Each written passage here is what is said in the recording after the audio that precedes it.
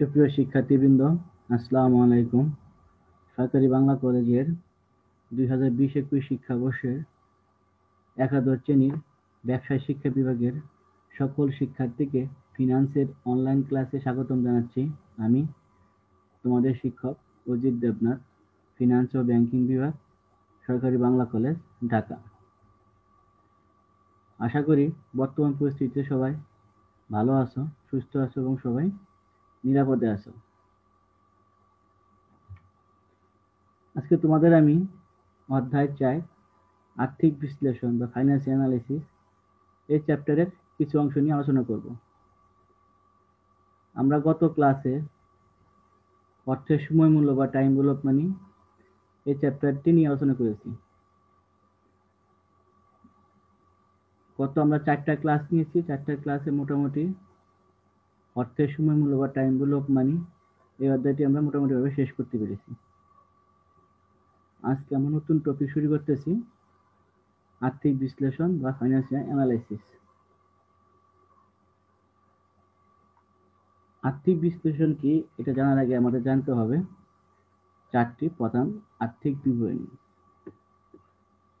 প্রথমটি হচ্ছে আর্থিক অবস্থার বিবরণী বা স্টেটমেন্ট অফ ফাইন্যান্সিয়াল পজিশন।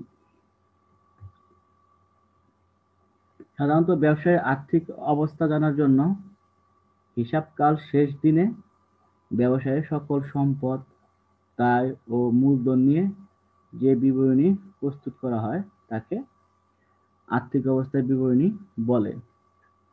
সম্পদ কোনগুলো আমরা সবাই জানি, যেমন নগদ, প্রাপ্য বিল, মজুদ পণ্য, এগুলো হচ্ছে চলতি সম্পদ। আর স্থায়ী সম্পদ হচ্ছে জমি, দালান কোঠা, যন্ত্রপাতি, আসবাবপত্র, গাড়ি, এগুলো হচ্ছে স্থায়ী সম্পদ। দায়, চলতি দায় আছে পদবী বিল, এগুলো হচ্ছে চলতি দায়। পদবী বিল আছে, পাওনাদার আছে, বকেয়া ব্যয় আছে, এগুলো হচ্ছে চলতি দায়। আর দীর্ঘমেয়াদী দায় আছে তোমার শেয়ার হোল্ডারদের ইকুইটি, মূলধন, ঋণ, এগুলো হচ্ছে দীর্ঘমেয়াদী দায়। এগুলো সমন্বয়ে একটা হিসাবকাল শেষে যে হিসাবটা করা হয় সেটা হচ্ছে আর্থিক অবস্থা বিবরণী।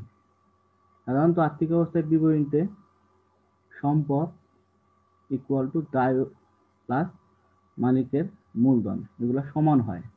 সম্পদ ইকুয়াল টু দায় প্লাস মালিকের মূলধন, এগুলো সমান হবে। সাপোজ সম্পদ যদি 1 লাখ হয়, দায় প্লাস মূলধনও 1 লাখ টাকা হবে।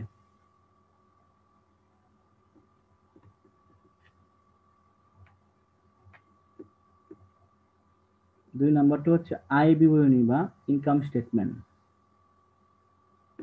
কোনো প্রতিষ্ঠানের বা ফার্মের নির্দিষ্ট হিসাবকালে তার কার্যাবলীর ফলে মুনাফা বা ক্ষতি যে বিবরণীর সাহায্যে জানা যায় তাকে আয় বিবরণী বলে।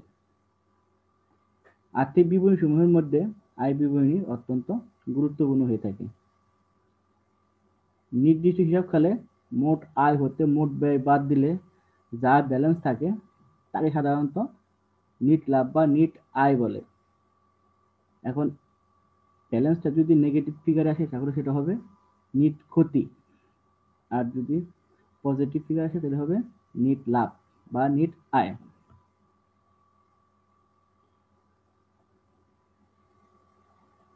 সাধারণত আয় বিবরণীতে বলতে আমরা বুঝি যে মোট আয় থেকে মোট ব্যয় বাদ দিতে হবে, সেটা হচ্ছে মূলত আয় বিবরণী সংক্ষেপে।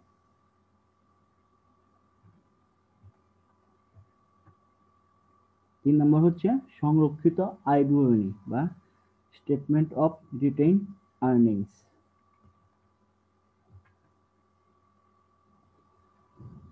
সংরক্ষিত আয় বিবরণীতে বিগত বছরের আয়ের সাথে চলতি হিসাবকালের নিট আয় যোগ করে তা হতে লভ্যাংশ, প্রস্তাবিত লভ্যাংশ, বিভিন্ন ফান্ড পৃষ্ঠ বাদ দিয়ে দেখাতে হয়।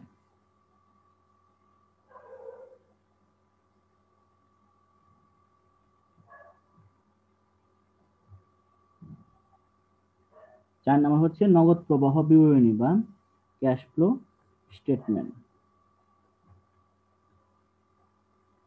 সাধারণত যে বিবরণীতে কোনো কোম্পানির পরিচালন কার্যাবলী, বিনিয়োগ কার্যাবলী ও অর্থায়ন কার্যাবলীর ফলে সৃষ্ট নগদ আন্তঃপ্রবাহ ও বহিঃপ্রবাহ দেখানো হয় তাকে নগদ প্রবাহ বিবরণী বলে।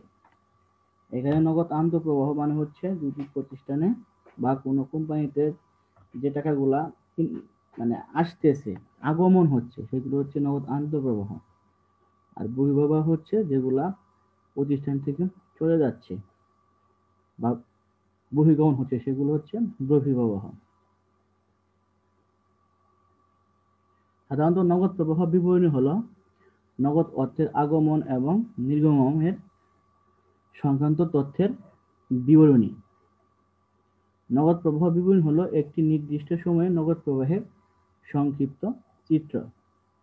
এই বিবরণীর মাধ্যমে ফার্মের পরিচালন, বিনিয়োগ ও অর্থায়ন কার্যাবলী হতে নগদ প্রবাহ সম্পর্কে জানা যায় এবং একটি নির্দিষ্ট সময়ে নগদ এবং বাজারযোগ্য সিকিউরিটির এর পরিবর্তনের সাথে সামঞ্জস্য বিধান করা হয়ে থাকে।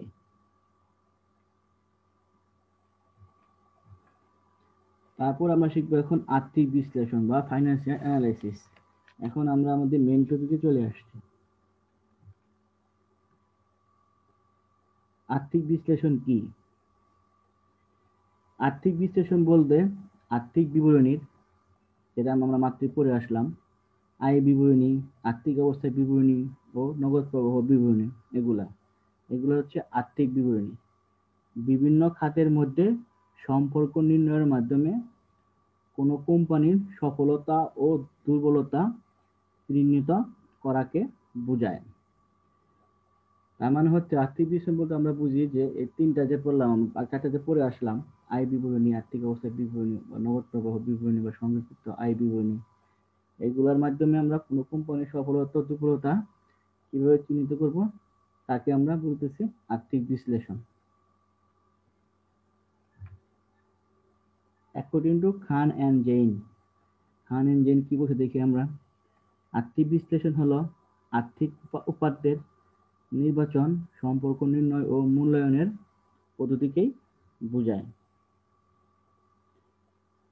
আর্থিক বিবরণী ব্যবহারকারীদের মধ্যে রয়েছে আন্তঃপক্ষ। আন্তঃপক্ষগুলো হচ্ছে যেগুলো কোম্পানির ভিতরে থাকে, সেগুলা যেমন ব্যবস্থাপক, কোম্পানির কর্মচারী, এগুলো হচ্ছে আন্তঃপক্ষ। আর আছে বহিঃপক্ষ। বহিঃপক্ষ হচ্ছে যেগুলা কোম্পানি বা ব্যবসা প্রতিষ্ঠানের বাইরে, সেগুলো কারা? সেগুলো হচ্ছে শেয়ার হোল্ডার গম, বিনিয়োগকারী গম, পাওনাদার, সরকার ইত্যাদি। এগুলো হচ্ছে কোম্পানির বাইরে। আর এগুলো হচ্ছে আর্থিক বিশ্লেষণ বা আর্থিক বিবরণী ব্যবহারকারী।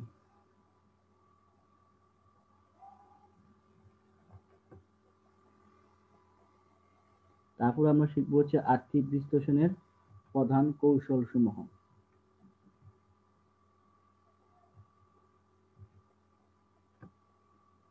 আর্থিক বিশ্লেষণ প্রধান 5টি কৌশল হচ্ছে, প্রথমটা হচ্ছে তুলনামূলক আর্থিক বিবরণী বা কম্পারেটিভ ফাইন্যান্সিয়াল স্টেটমেন্ট।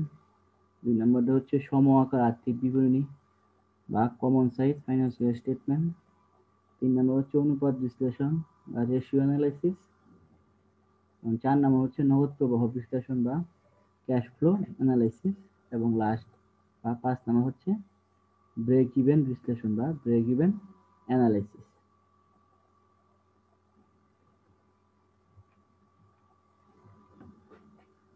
প্রথমে আমরা জানবো তুলনামূলক আর্থিক বিবরণী বা কম্পারেটিভ ফাইন্যান্সিয়াল স্টেটমেন্ট। সাধারণত তুলনামূলক আর্থিক বিবরণী বিশ্লেষণ হচ্ছে এমন একটি কৌশল যার সাহায্যে কোনো ফার্মের একটি নির্দিষ্ট বছরের সাথে বিগত বছরের আর্থিক বিবরণীর তুলনা করা হয় এবং বিভিন্ন হিসাবের পরিবর্তন চিহ্নিত করা হয়। এক্ষেত্রে পরিবর্তন চিহ্নিত করার পর ওই পরিবর্তনের কারণ খুঁজে বের করতে হয় এবং তারপর প্রতিরোধমূলক ব্যবস্থা গ্রহণ করতে হবে, কি জন্য পরিবর্তনটা হচ্ছে সেটা।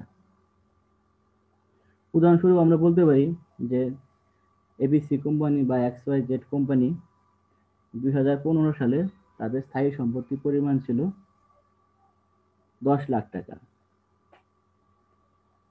2016 সালে তাদের স্থায়ী সম্পত্তির পরিমাণ বেড়ে দাঁড়িয়েছে 15 লাখ টাকা। এই ক্ষেত্রে কি হয়েছে? এই ক্ষেত্রে তাদের বার্ষিক পরিবর্তন হচ্ছে কত? 5 লাখ টাকা বাড়ছে। আর কি জন্য বাড়ছে এটা আমাদের কারণটা খুঁজে বের করতে হবে। অবশ্যই আমাদের ব্যবসায় প্রফিট বেশি হয়েছে, এই জন্য আমাদের স্থায়ী সম্পত্তির পরিমাণ বাড়ছে। ব্যবসার প্রফিট বেশি হলে তো আমরা স্থায়ী সম্পত্তি বেশি বেশি ক্রয় করতে পারছি, তাই না? হ্যাঁ, এরকম ভাবে যেগুলো থাকবে সবগুলো আমরা দেখবো বাড়ছে না কমছে। যদি বাড়ে তারও কারণ আমরা অনুসন্ধান করব, আর যদি কমে কেন কমছে তারও কারণ আমরা অনুসন্ধান করব, তারপর প্রতিরোধমূলক ব্যবস্থা গ্রহণ করব।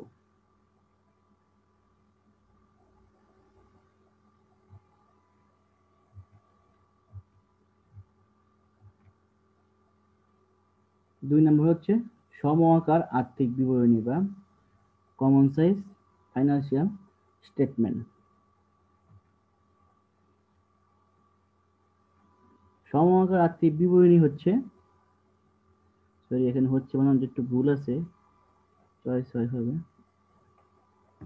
সমআকার আর্থিক বিবরণী হচ্ছে আর্থিক বিবরণীর বিশ্লেষণের এমন একটি কৌশল যার মাধ্যমে আর্থিক বিবরণীর প্রত্যেকটি আইটেমকে টাকার অঙ্ক থেকে শতকরায় প্রকাশ করা হয়ে থাকে।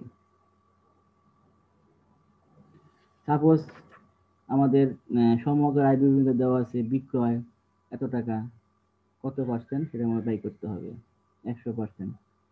তারপরে দেওয়া আছে সাধারণত সমগ্র আয় বিবরণীতে বিক্রয় থেকে সবকিছু বাদ দিতে হবে। বিক্রিত পণ্যের ব্যয় বাদ দিলে আমাদের মোট মুনাফা বের হবে। মোট মুনাফা থেকে পরিচালন ব্যয় বাদ দিতে হবে। পরিচালন ব্যয় বাদ দিলে আমাদের পরিচালন মুনাফা বের হবে। যে অ্যামাউন্টটা আছে সেগুলো আমাদের পার্সেন্টেজ আকারে প্রকাশ করতে হবে বা শতকরা আকারে প্রকাশ করতে হবে। সেটাই হচ্ছে সমআকার আর্থিক বিবরণী।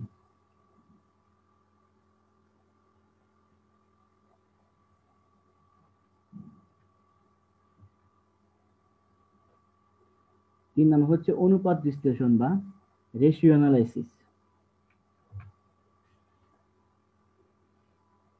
অনুপাতের সাহায্যে আর্থিক বিবরণীর পর্যালোচনা ও বিশ্লেষণ তথা প্রতিষ্ঠানের প্রকৃত আর্থিক সাফল্যের মাত্রা নিরূপণ করার প্রক্রিয়াই হচ্ছে অনুপাত বিশ্লেষণ। অনুপাত বিশ্লেষণে মালিক পক্ষ, ব্যবস্থাপক ও বিনিয়োগকারীদের সিদ্ধান্ত গ্রহণের ক্ষেত্রে গুরুত্বপূর্ণ ভূমিকা পালন করে থাকে।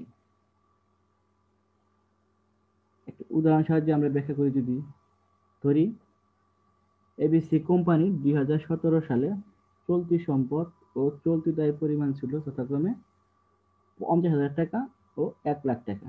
এখানে চলতি সম্পদ হচ্ছে 50,000 টাকা আর চলতি দায় হচ্ছে 1 লাখ টাকা। চলতি সম্পদকে চলতি দায় দ্বারা ভাগ করলে কি পাওয়া যাবে? চলতি অনুপাত।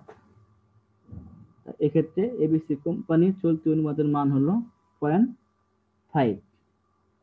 কিভাবে বের করলাম আমরা? আমরা জানি যে চলতি অনুপাতের সূত্র হচ্ছে চলতি সম্পদ ডিভাইডেড বাই চলতি দায়। চলতি সম্পদ হচ্ছে 50,000 টাকা এবং চলতি দায় হচ্ছে 1 লাখ টাকা। 50,000 ডিভাইডেড বাই 1 লাখ, তাহলে আমরা কি পাচ্ছি? চলতি অনুপাত পাচ্ছি আমরা। কত হচ্ছে? 0.5। চলতি অনুপাতের মান থেকে বলা যায় যে এই প্রতিষ্ঠানে তারল্য সমস্যা রয়েছে, কারণ কোম্পানিতে চলতি দায় মেটানোর জন্য পর্যাপ্ত পরিমাণ চলতি সম্পদ নাই। কারণ এখানে চলতি সম্পদ আছে 50,000, চলতি দায় আছে 1 লাখ, তো অবশ্যই কম আছে।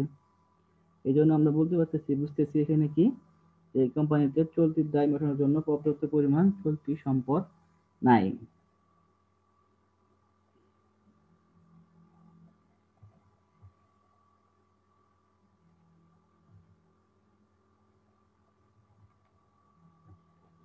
4 নম্বর হচ্ছে নগদ প্রবাহ বিশ্লেষণ বা ক্যাশ ফ্লো অ্যানালাইসিস। নগদ প্রবাহ বিশ্লেষণ বলতে নগদ প্রবাহ বিবরণীর বিভিন্ন খাতের নগদ আন্তঃপ্রবাহ ও বহিঃপ্রবাহের তুলনা এবং নগদ প্রবাহ বিবরণীর সাথে অন্যান্য আর্থিক বিবরণীর মধ্যে সম্পর্ক নির্ণয় এবং মূল্যায়নকে বোঝায়। নগদ প্রবাহ বিশ্লেষণের মাধ্যমে একটি কোম্পানির নগদ প্রবাহ সৃষ্টি করার ক্ষমতা, ঋণ পরিশোধ করার ক্ষমতা, মুনাফা অর্জন করার ক্ষমতা ইত্যাদি সম্পর্কে আমরা জানতে পারি।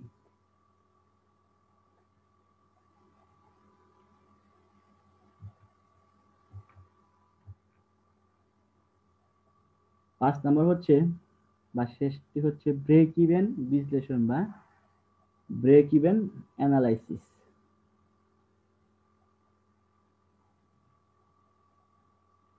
ব্রেক ইভেন বিশ্লেষণ হচ্ছে এমন একটি প্রক্রিয়া যার মাধ্যমে বিক্রিত পণ্য সামগ্রীর উৎপাদন ব্যয়, বিক্রয়লব্ধ আয়ের পরিমাণ ও উৎপাদিত পণ্য বিক্রয় থেকে অর্জিত মুনাফার মধ্যে পারস্পরিক সম্পর্ক পরীক্ষা করে দেখা হয়।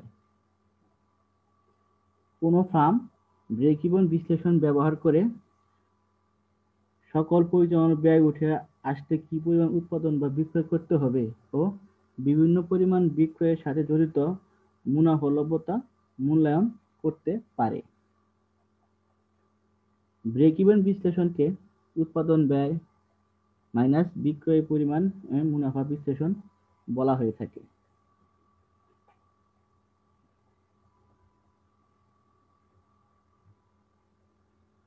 এগুলা ছিল আমাদের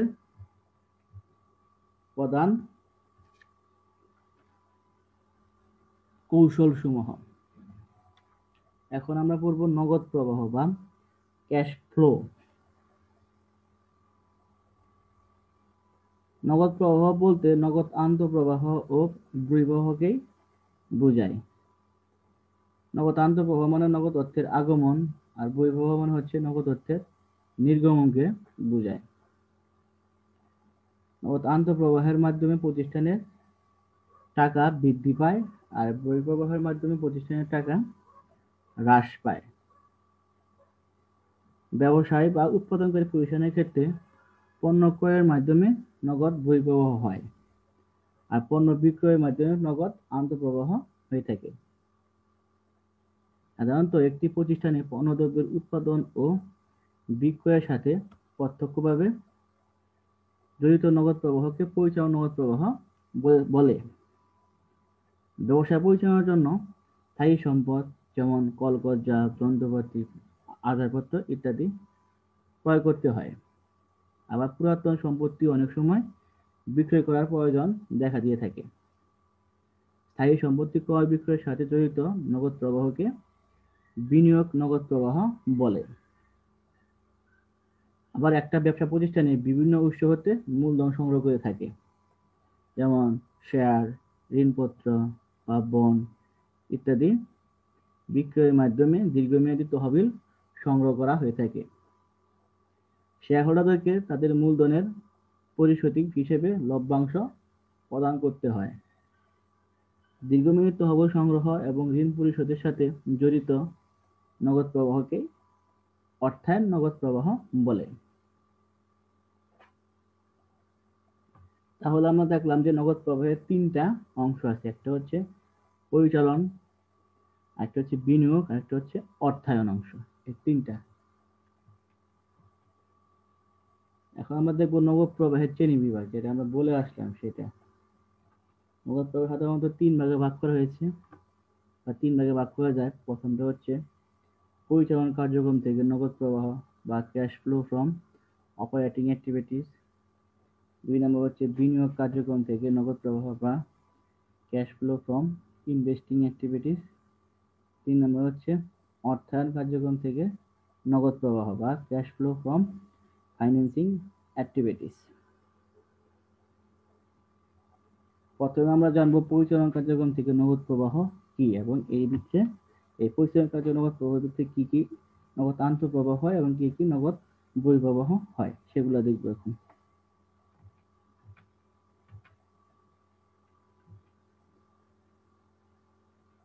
পরিচালন কার্যক্রম বলতে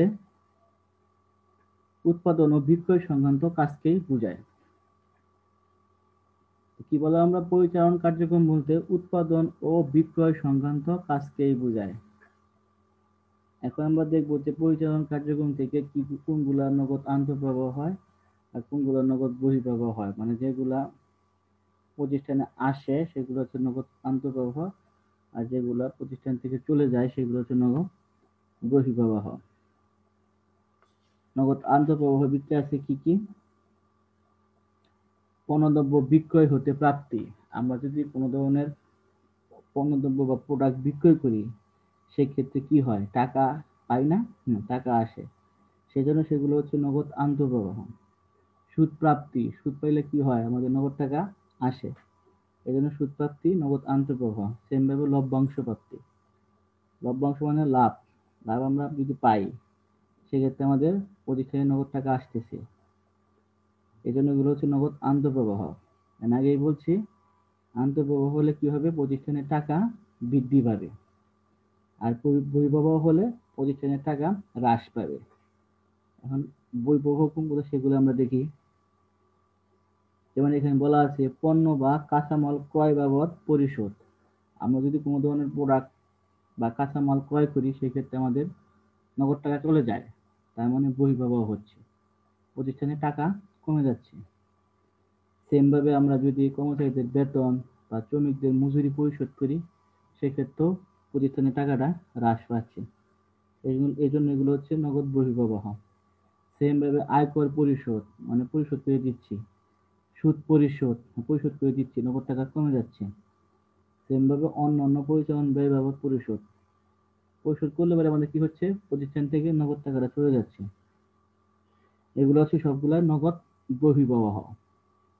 এগুলো আমাদের মনে রাখতে হবে, অঙ্ক করার সময় এগুলো আমাদের কাজে আসবে।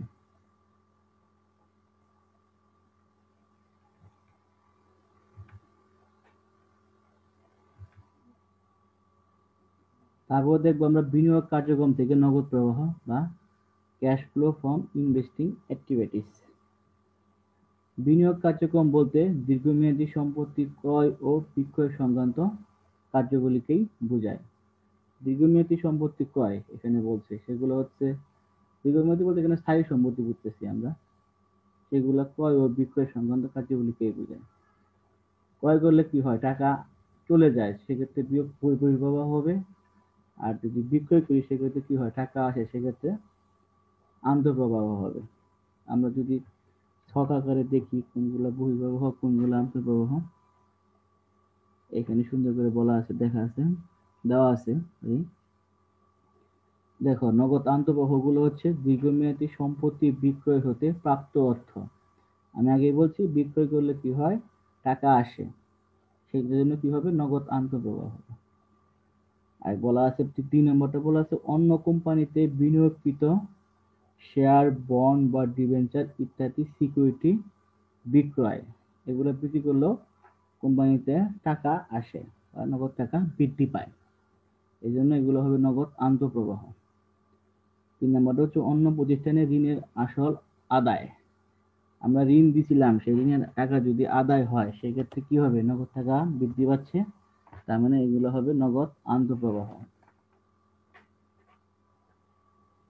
নগদ বহিঃপ্রবাহ, প্রথম ছিল দীর্ঘমেয়াদী সম্পত্তি বিক্রয় হতে প্রাপ্ত অর্থ, এটা ছিল নগদ আন্তঃপ্রবাহ। এখন বহিঃপ্রবাহ যদি দীর্ঘমেয়াদী সম্পত্তি ক্রয় বাবদ প্রদান, যদি আমরা কোনো কিছু ক্রয় করি সেক্ষেত্রে টাকাটা চলে যাচ্ছে, তার মানে নগদ বহিঃপ্রবাহ হচ্ছে। আবার সেম ভাবে অন্য কোম্পানিতে শেয়ার, বন্ড বা ডিবেঞ্চার ইত্যাদি সিকিউরিটি ক্রয় যদি করি সেক্ষেত্রে আমাদের টাকাটা চলে যাচ্ছে, কোম্পানি থেকে আমাদের টাকা কমে যাচ্ছে বা হ্রাস পাচ্ছে, সেক্ষেত্রে নগদ বহিঃপ্রবাহ হবে। লাস্ট হচ্ছে অন্য প্রতিষ্ঠানকে ঋণ প্রদান। আমরা যদি কোনো প্রতিষ্ঠানকে ঋণ দেই সেক্ষেত্রে আমাদের প্রতিষ্ঠানের নগদ টাকা হ্রাস পাচ্ছে, সেক্ষেত্রে সেটা হবে নগদ বহিঃপ্রবাহ।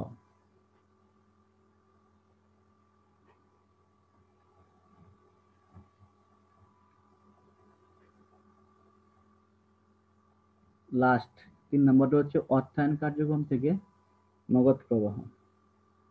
অর্থায়ন কার্যক্রম বলতে প্রতিষ্ঠানের ইকুইটি মূলধন ও ঋণের পরিমাণ ইত্যাদি উপাদানসমূহের পরিবর্তনের ফলে যে নগদ প্রবাহ ঘটে তা বোঝায়।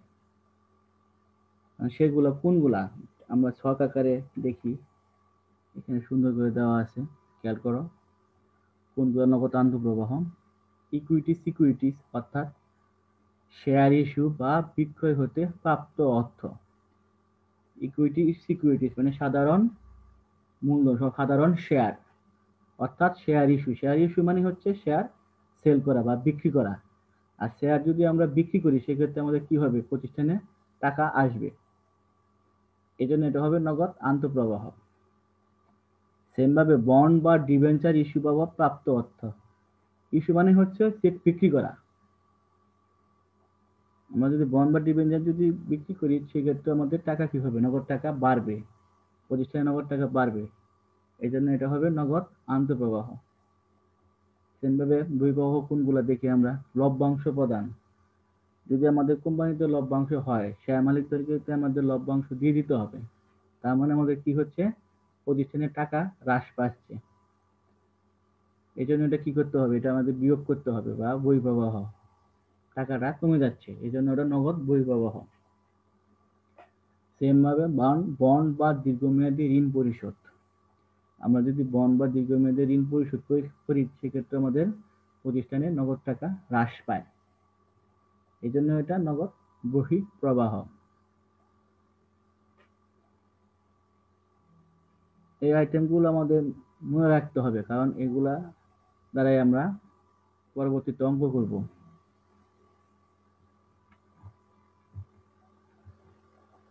এখন শিখব নগদ প্রবাহ তৈরির পদ্ধতি। এখানে আমাদের দুইটা পদ্ধতি আছে, একটা হচ্ছে পরোক্ষ পদ্ধতি, একটা হচ্ছে প্রত্যক্ষ পদ্ধতি। দুইটা পদ্ধতি যে কোনো একটা পদ্ধতি অনুসরণ করে করলেই হবে, তবে আমরা পরোক্ষ পদ্ধতির মাধ্যমে করব। পরোক্ষ পদ্ধতিটা তুলনামূলকভাবে প্রত্যক্ষ পদ্ধতি থেকে একটু সহজ। যে কোনো পদ্ধতি করলে পরে অঙ্কটা হবে, সেম রেজাল্ট আসবে, তবে আমরা পরোক্ষ পদ্ধতি দিয়েই করব অঙ্কটা।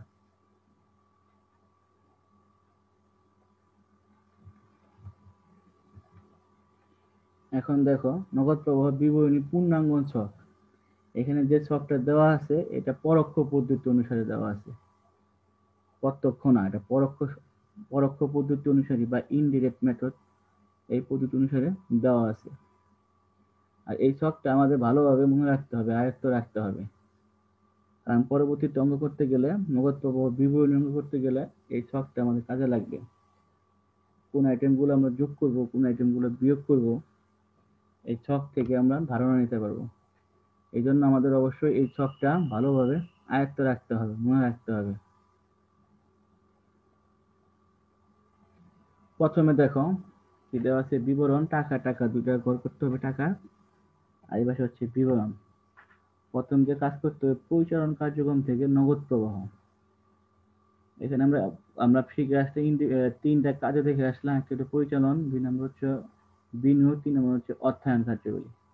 এগুলো এখন একটা ছকের আকারে আমরা প্রকাশ করে দেখাচ্ছি, দেখো। আর এই ছকটাই হচ্ছে আসল ছকটা, আমাদের অবশ্যই মনে রাখতে হবে। যদি মনে না রাখতে পারি সেক্ষেত্রে আমরা অঙ্ক করতে পারবো না, অঙ্ক ভুল হবে। প্রথমে যে কাজটা করতে হবে, প্রথমে হচ্ছে পরিচালনা কার্যক্রম থেকে নগদ প্রবাহ, এটা লিখতে হবে, এবং এই এই পরিচালনা কার্যক্রমের ভিতরে কোন কোন আইটেম গুলো যায় সেগুলো এখানে লিস্ট আকারে দেওয়া আছে, এগুলো আমাদের অঙ্কে দেওয়া থাকবে।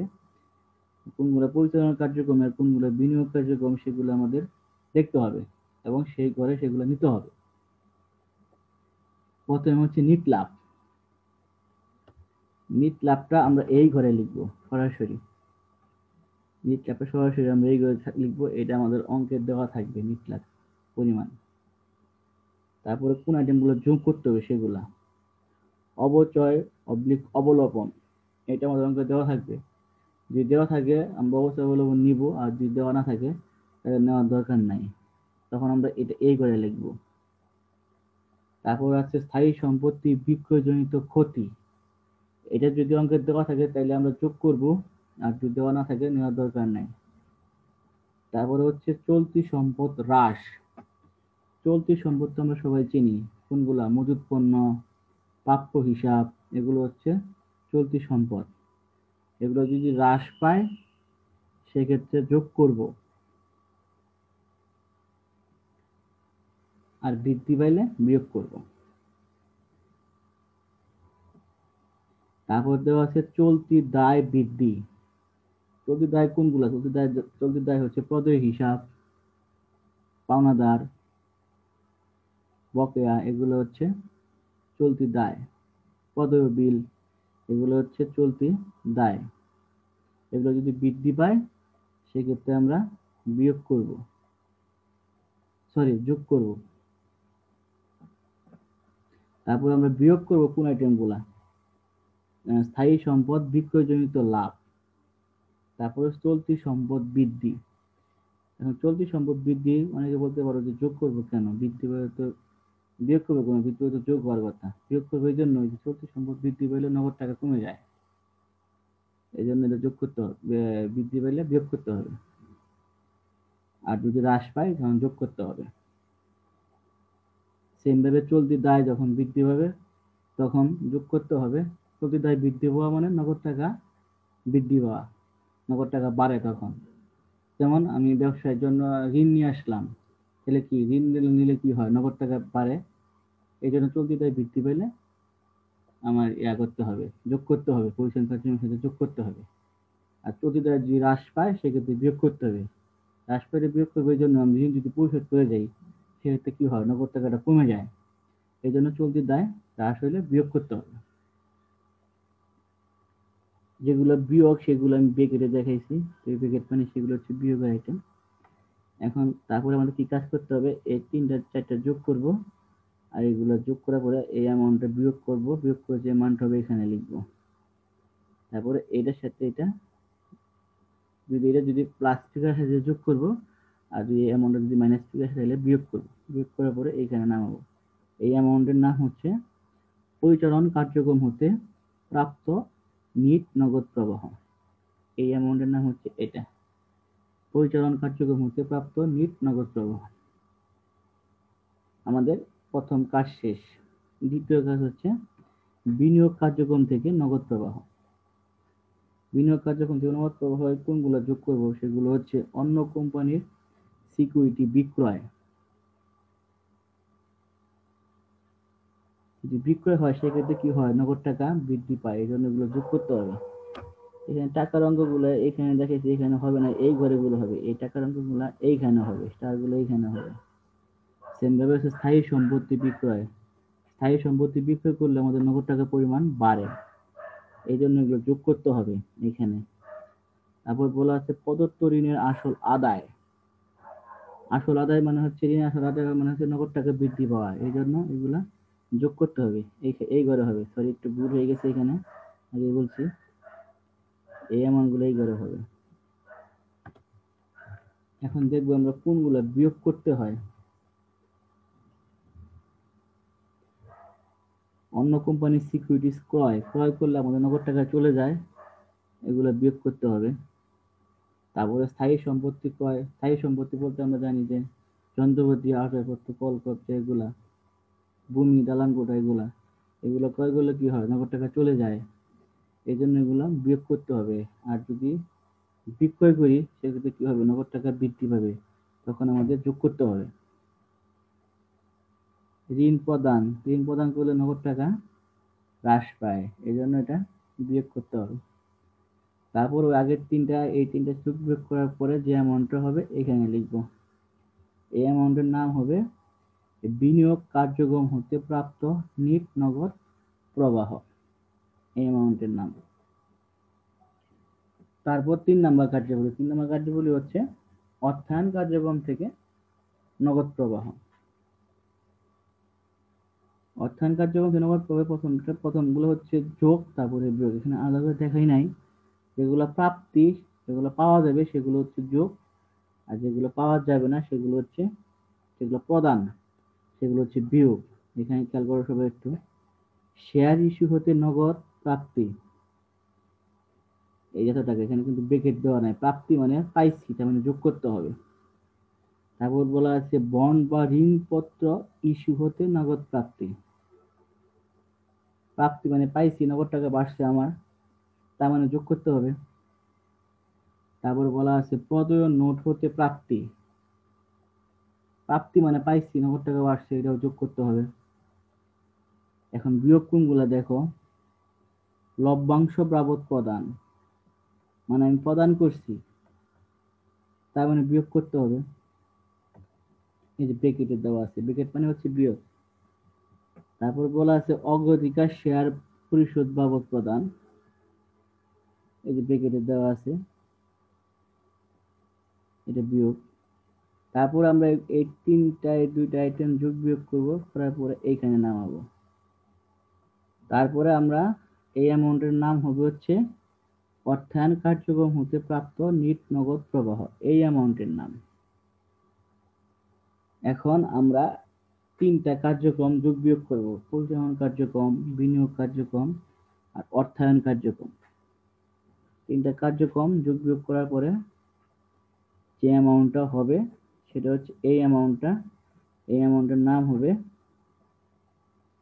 নগদ ও নগদ সমতুল্যের নিট হ্রাস বা বৃদ্ধি। হ্রাস হবে কখন, যখন এই অ্যামাউন্টটা মাইনাস ফিগারে আসবে তখন হবে হ্রাস, আর যখন প্লাস ফিগার আসবে তখন হবে বৃদ্ধি। যখন প্লাস ফিগার আসবে তখন আমরা অঙ্কে হ্রাস কথাটা লিখবো না, শুধু লিখবো নিট বৃদ্ধি। আর যদি এই অ্যামাউন্টটার মাইনাস ফিগার আসে তখন আমরা বৃদ্ধি কথাটা লিখবো না, তখন লিখবো শুধু হ্রাস। আশা করি সবাই বুঝতে পারছো। তারপরে যোগ প্রারম্ভিক নগদ উদ্বৃত্ত, এই অ্যামাউন্টটা আমাদের অঙ্কে দেওয়া থাকবে। যোগ করলে যে অ্যামাউন্ট আসবে সেটা হচ্ছে সমাপনী নগদ উদ্বৃত্ত, এই অ্যামাউন্টটা আমাদের অঙ্কে দেওয়া থাকবে।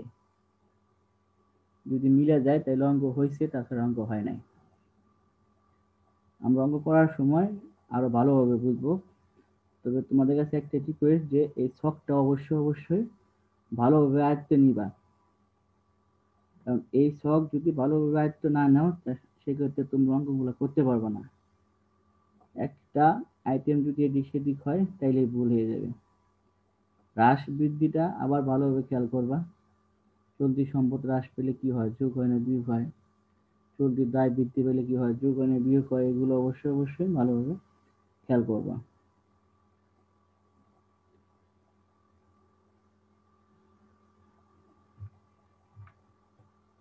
নেক্সট ক্লাসে আমরা অঙ্ক করব। আজকে এই পর্যন্তই। পরবর্তী ক্লাস দেখার আমন্ত্রণ জানিয়ে আজকে এখানে শেষ করছি। সবাই ভালো থাকবে, সুস্থ থাকবে এবং সবাই স্বাস্থ্যবিধি মেনে চলাচল করবে। সবাইকে ধন্যবাদ।